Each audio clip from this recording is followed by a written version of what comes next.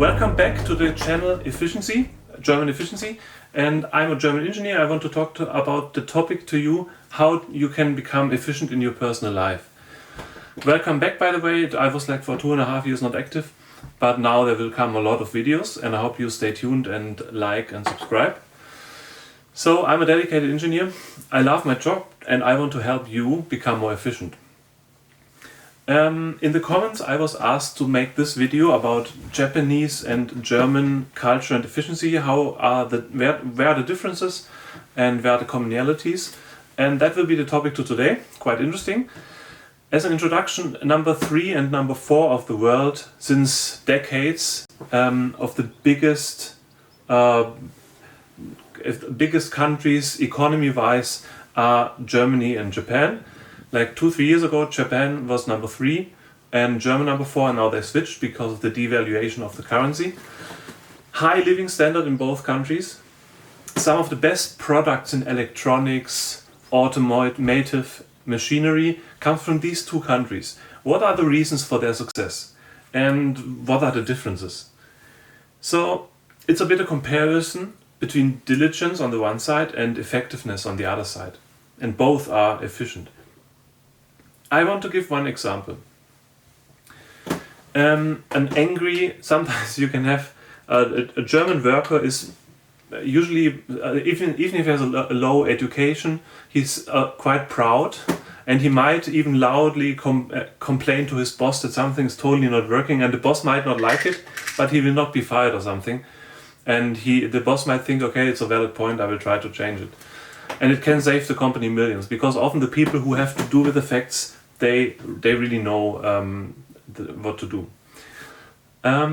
That's not so much possible in Japanese culture. And there was one example which people brought up 2011 when Fukushima happened, the big implosion, the nuclear melting, which hundreds of thousands of people were affected, many died and got ill.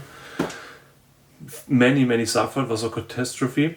And that would not have happened in the German culture like this, because there was a huge design flaw in Fukushima with, I think the emergency generator was just problematic. The situation was too deep and it could easily be overflooded. And here apparently the leadership didn't realize, and that's one problem of Japanese culture here. But what are the commonalities? What are the similarities? First, it's a good education. It's maybe not that good anymore in all cases in Germany, but the average university is really good.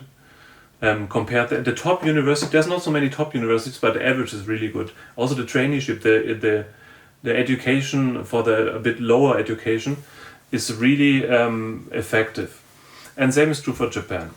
The second commonality is working is a virtue, is a good value.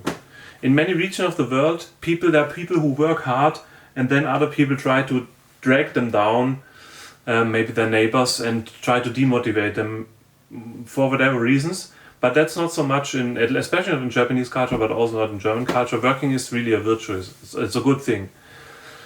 There's one similarity which is rather bad, which both countries have. It has to do with efficiency also, but it can be negative, as we saw in COVID times.